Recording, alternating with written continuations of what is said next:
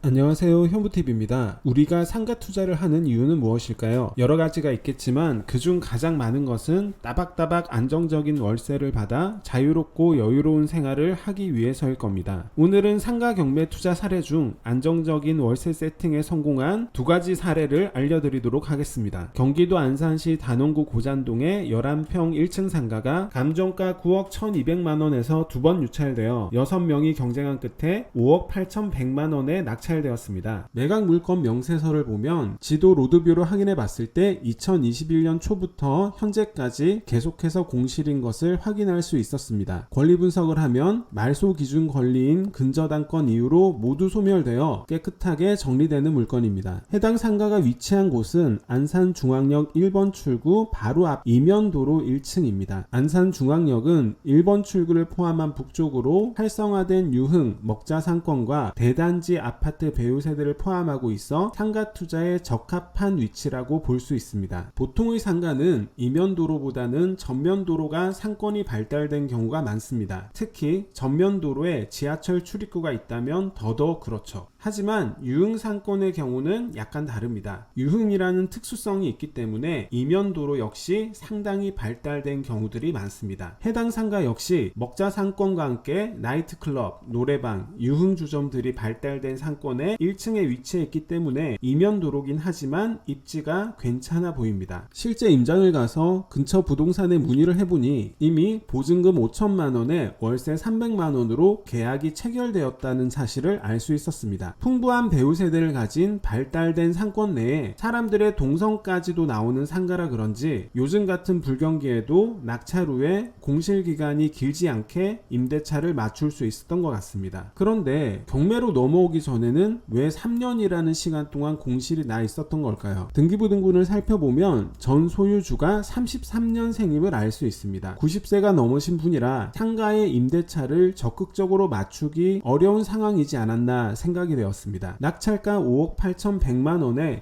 취등록세 등을 합해서 대략 6억 1000만원이 들어갔다고 가정하고 수익률을 계산해 보겠습니다. 6억 1000만원에 보증금 5천만원을 제외하면 5억 6천만원이 됩니다. 월세 300은 1년에 3600만원입니다. 3600만원을 5억 6천만원으로 나누면 수익률은 6.4%가 됩니다. 역세권 1층 상가라는 점을 감안한다면 괜찮은 수익률이라 할 수 있겠습니다. 이 상가를 만약 수익률 4%에 맞춰 매도를 한다면 9억 5천 만원까지 상가의 가격이 나옵니다. 경기가 풀리고 금리가 내려갈 때까지 300만원의 월세를 따박따박 받고 있다가 수익률 4%에 맞춰서 매도를 한다면 3억이라는 시세 차이까지 든든하게 얻을 수 있는 물건이라 생각됩니다. 이번에는 인천 부평구의 43평 2층 학원 상가 경매 사례를 살펴보겠습니다. 감정가 2억 5,400만원에 한 번 유찰되어 6명이 경쟁해서 2억 500만원에 낙찰되었습니다. 매각 물건 명세서를 살펴보면 현재 학원의 임대료는 보증금 2천만원에 월세 95만원, 부가세를 포함하여 104만 5천원으로 나와 있으며 2022년 5월경부터 임차료를 연체 중이라고 표시되어 있습니다.